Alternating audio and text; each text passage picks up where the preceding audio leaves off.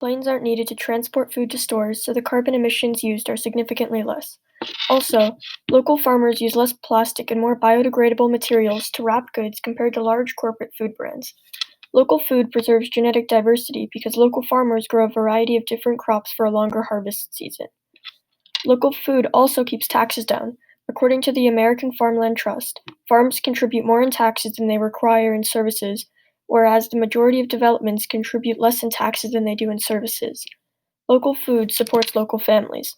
This is because local farmers sell their food directly to the consumer and cut out the middleman, therefore getting full retail prices for goods, which also helps farming families stay on the land. Lastly, supporting local farms is an investment in our future. By benefiting local farmers, you are helping to make sure that there are farms in your community in the future. That is important to many farmers regarding food security, especially considering our uncertain energy future and the reliance on burning fossil fuels to produce, package, distribute, and store food. Local markets and farms provide a large variety of produce that you wouldn't find at a typical supermarket or grocery store, widening your food palette. These can include tayberries, sunchokes, purslane, or many different types of pears or apples you've never heard of, and much more.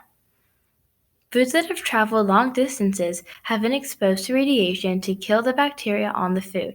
Since local produce is local, it's been exposed to no radiation.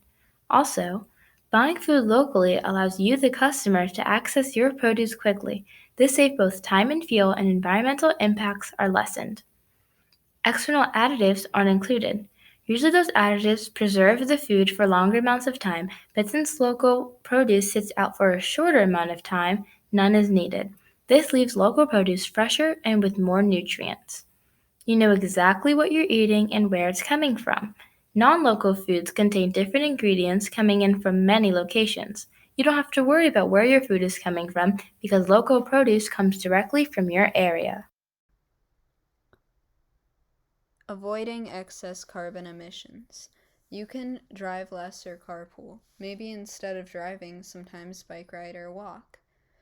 You can also plant more trees and plants. Throughout the span of 1 year, one tree will absorb more than 48 pounds of carbon dioxide from the atmosphere and release oxygen in exchange. By driving longer distances, more fuel is used and in turn more carbon is produced.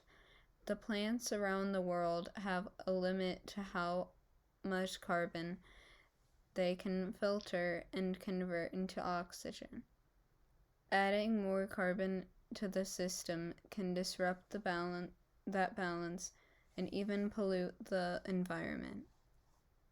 Burning less fossil fuels and coal can also help as it will cause less carbon to be released in the air.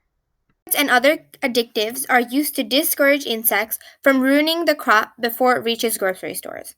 Some of these organisms play a large role in our daily life, so harming them can harm us as well. Buying fresher foods that lack pesticides and chemicals can help the creatures around us and ourselves as well.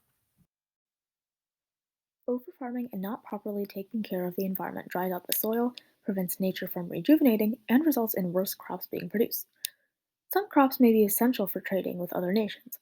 If exports are a large part of the economy, lack of trading can have a negative economic impact, which can lead to another 1930s Dust Bowl or, more likely, an economic crisis.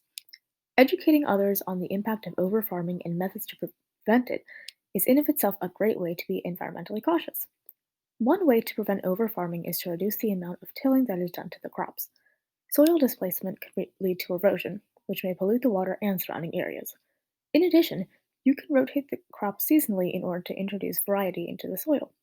Different crops grow under different conditions, so diversifying the conditions the crops grow under, as well as the nutrients that each plant needs to survive, is a good way to keep the soil from drying out.